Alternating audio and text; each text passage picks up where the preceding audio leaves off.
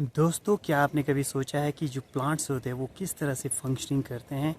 तो मैं चंद्रकांत स्वागत करता हूं आपका अपने YouTube channel from books to life में। तो सबसे पहले कैसे हैं आप? आई होप कि बढ़िया होंगे। मैं और तेजस्विनी आए हैं अपने ऑर्चर्ड्स। तो तेजस्विनी को कुछ डाउट्स थे, तो हम आज तेजस्विनी के डाउट्स क्लियर करेंगे वन बाय वन। थोड़ी सी टर्म्स थी प्लांट के बारे में, क्योंकि मैंने पिछला वीडियो बनाया था प्रूनिंग के बारे में, तो उसमें कुछ ऐसी टर्म्स थी जिसमें जो इनको समझ नहीं आई। तो let us discuss about those term. चलिए फिर बने रहिए हमारे साथ। तो आइए दोस्तों, जानते हैं तेजस्विनी के डाउट्स के बारे में। हेलो तेजस्विनी, कैसे हैं आप? मैं ठीक हूँ। बढ़िया हो?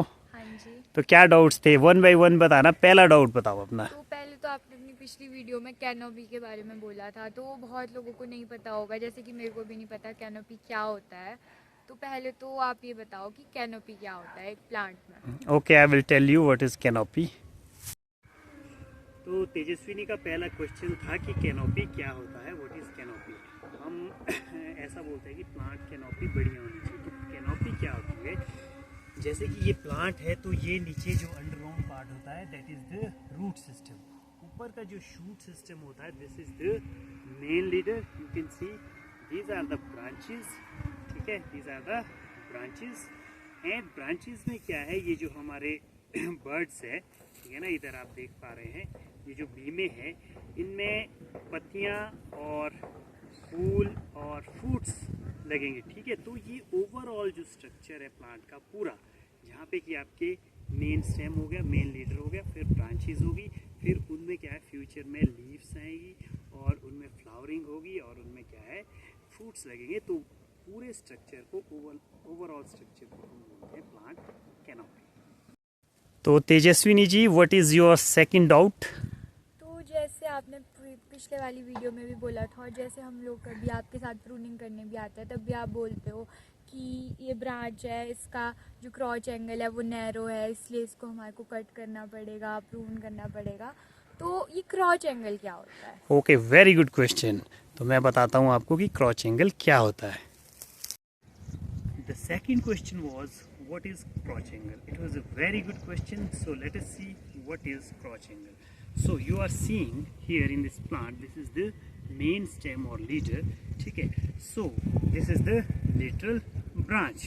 They both are making an angle between them. So the angle between the main stem and the lateral branch is known as crotch angle. So जैसे कि आप देख पा रहे हैं, ये आपका मेन लीडर है।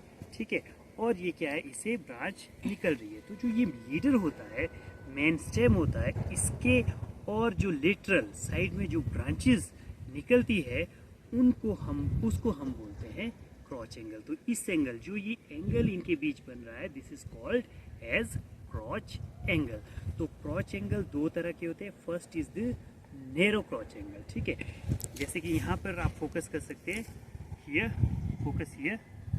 ठीक है, so this is, you are seeing, जो मेरा अंगूठा है वो यहाँ पर नहीं जा रहा है। ठीक है, this is the narrow crotch angle. ठीक है, यहाँ पर क्रॉच एंगल क्या है, नैरो है। ठीक है, अगर हमारा क्रॉच एंगल नैरो रहेगा तो मैक्सिमम चांसेस हो जाते हैं फ्यूचर में ये जो ब्रांच है ये ब्रेक कर जाएगी, वीक रहेगी और टूट जाएगी। ठीक है, because the angle here is very narrow. ठीक है, सो in second you can see here between this branch and this main leader the angle is wide. ठीक है, this is the wide angle, wide crotch angle. If the crotch angle is very very wide, तब भी एक नुकसान है, क्या है कि फ्यूचर में जो क्या है ब्रांच है वो वीक हो जाती है। ठीक है ना, थोड़ी सी कमज़ोर हो जाती है और फ्रूट क्वालिटी भी अच्छी नहीं बन पाती। ठीक है, सो अगर हमने एक राइट क्रॉच एंगल देखना होगा तो आप यहाँ देख सकते हैं, look at this branch here, you are seeing it is near about 60 degree. ठीक है, यहाँ पे जो एंगल है this is near about 60 degree. तो ये परफेक्ट क्रॉच एंगल है। और यहाँ पे आप देख पा रहे हैं कि बहुत अच्छे बीमे भी डेवलप हो गए, स्पर भी डेवलप हो गए इस ब्रांच में। तो जो क्रॉच एंगल है it should be between 45 to 60 degree near about 60 degree का क्रॉच एंगल होना चाहिए, ठीक है। I think it must be very clear कि क्रॉच एंगल क्या होता है। और एक बात मैं और बताना चाहूँगा, यू कैन सी हियर, ठीक है, जब ये पिन्स क्या बहुत छोटी होती है तो हमें अपने क्रॉच एंगल को वाइड करने के लिए इस तरह से इसमें टूथपिक से बेंडिंग करनी होती है ताकि क्रॉच एंगल थोड़ा सा वाइड रहे, ठीक है। This is all about क्रॉच angle. तो तेजस्विनी, क्या आपके डाउट्स कुछ क्लियर हुए? कुछ तो हो गए, पर इस बार ना मैं थोड़े ज़्यादा क्वेश्चंस लेके आई हूँ। Okay, go ahead. तो एक तो आप ऐसा बोलते हो ना, जैसे हम कभी प्रूनिंग करने आते हैं तब बोलते हैं कि ये प्लांट ड्वार्फ रह गया, या फिर हम कभी और बगीचे वगैरह जाते तब बोलते हैं इसकी तो बहुत ही विग्रस ग्रोथ है। तो पहले तो ये ड्वार्फ और विग्रस क्या होता है? और आप ऐसा भी बोलते हो ना, वाटर शूट्स सुना है मैंने, वो भी क्या होता है? और सबसे इम्पोर्टेंट तो ना कि ये आप बोलते हो ब्लाइंड वुड। अब ब्लाइंड वुड क्या होता है? लकड़ी अंधी कैसे हो सकती है ना, लकड़ी की तो आंखें भी नहीं होती। तो ये मुझे समझ नहीं आया। उसमें आप पिन्स भी बोलते हो कुछ। Okay, very good questions. तो stay with us, I will answer this question, तो बने रहिए। तो आपका जो पहले दो क्वेश्चन थे वो थे कि what is dwarf plant and what is the vigorous plant, ठीक है। तो यहाँ पर जैसे कि आप इस प्लांट को देख पा रहे हैं, इसकी हाइट क्या है, 7 फुट के करीब होगी, ठीक है, नियर अबाउट 7 फीट। तो this plant will fall in the category of dwarf plant. तो ये क्या है, ड्वार्फ प्लांट है। ड्वार्फ मतलब छोटा, मतलब साइज में जो छोटा रहता हो, ठीक है, जो 10, 11, 12 फीट तक जाता हो उसको हम बोलते हैं ड्वार्फ प्लांट। जैसे कि हम M9 रूट स्टॉक पे जो भी प्लांट हम ग्राफ्ट करते हैं, जो भी प्लांट लगाते हैं, वो क्या है, उनकी हाइट 10, 11 या 12 फुट तक हम कंट्रोल करते हैं, तो उनको हम बोलेंगे ड्वार्फ प्लांट। और जो M9 का रूट स्टॉक है वो प्लांट को क्या है, ड्वार्फ रखता है, ठीक है। बट यहाँ पर हम एग्जांपल देख रहे हैं, ये प्लांट क्या है 111 रूट स्टॉक पे लगा है, पर इसका जो हमने ग्राफ्ट किया है, जो वैरायटी इसमें की है वो है स्कारलेट स्पर 2, ठीक है। स्कारलेट स्पर 2 क्या है, एक स्पर वैरायटी है। ये भी क्या है, ग्रोथ थोड़ी इसकी कम रहती है, विगर कम रहता है, और जो प्लांट है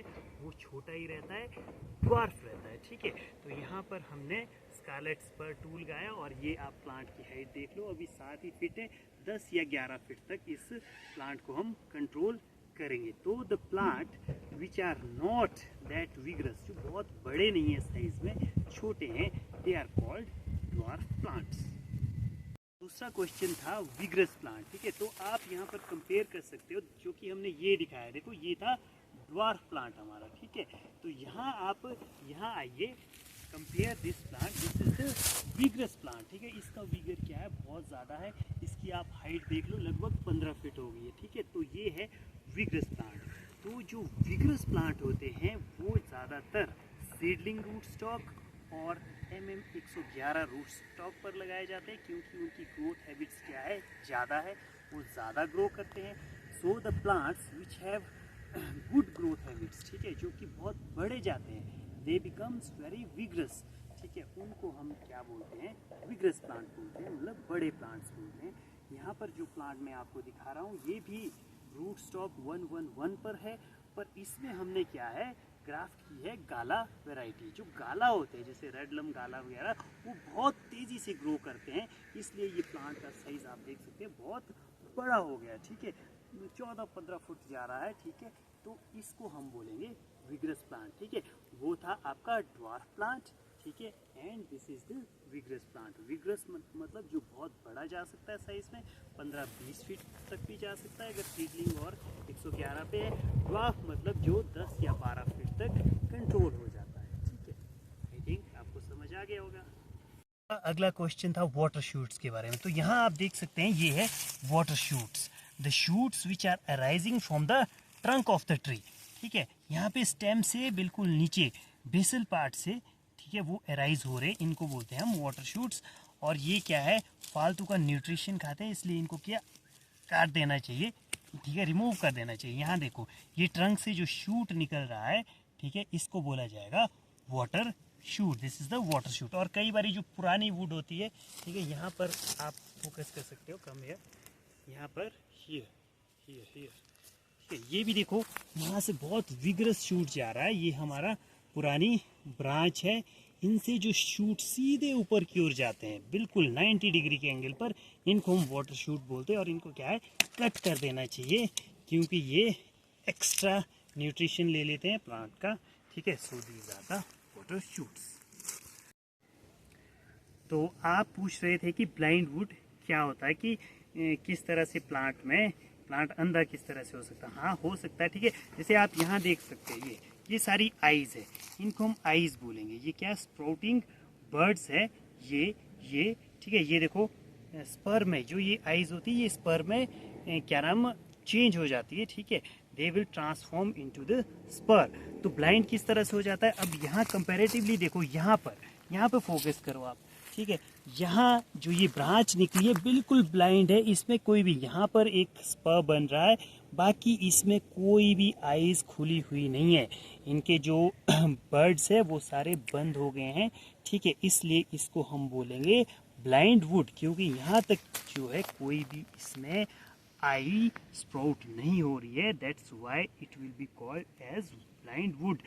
अब हम इसको यहाँ पर काट देंगे ताकि ये पीछे को थोड़ा सा एक्टिवेट हो जाए और ये जो आंखें हैं ये खुल जाए। अदरवाइज हमें क्या है, इसका कोई फ़ायदा नहीं, हमें लकड़ी नहीं तैयार करनी, हमें तो सेब चाहिए। और सेब कहाँ लगेंगे, इनमें ये पिन्स है, बी में है, ठीक है, बर्ड्स है, इनमें आपके जो ये स्पर है इनमें ही सेब लगेंगे, ठीक है।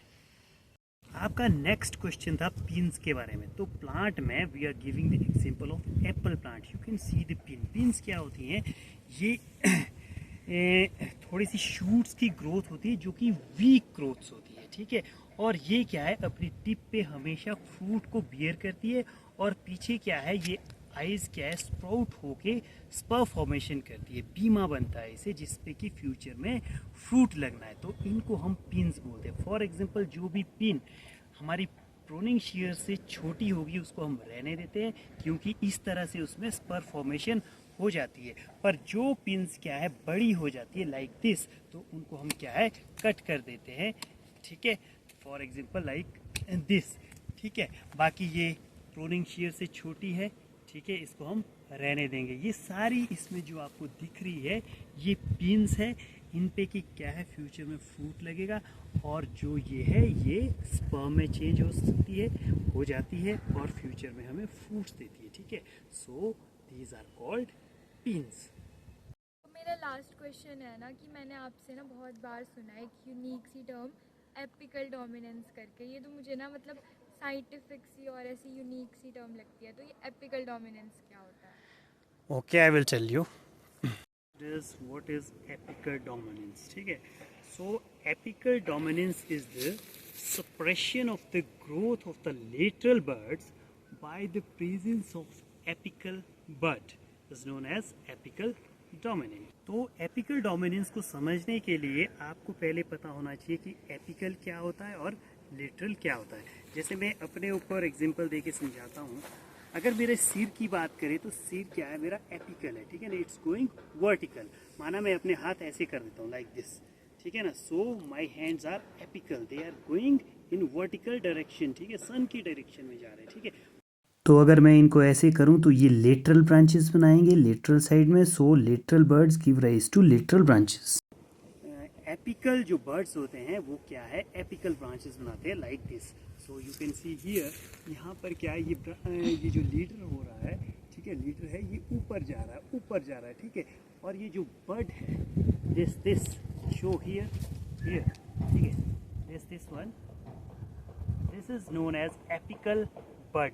ये क्या है, हमेशा इस प्लांट को ऊपर की ओर खींचेगा, क्योंकि हर एक प्लांट का जो लीडर होता है, ठीक है, या ब्रांच भी होती है, उनको क्या है, सनलाइट चाहिए होती है फोटोसिंथेसिस के लिए। इसलिए वो क्या है, सूरज की तरफ भागते हैं हमेशा, so that they can harvest maximum sunlight, ठीक है। और this phenomenon is known as apical dominance.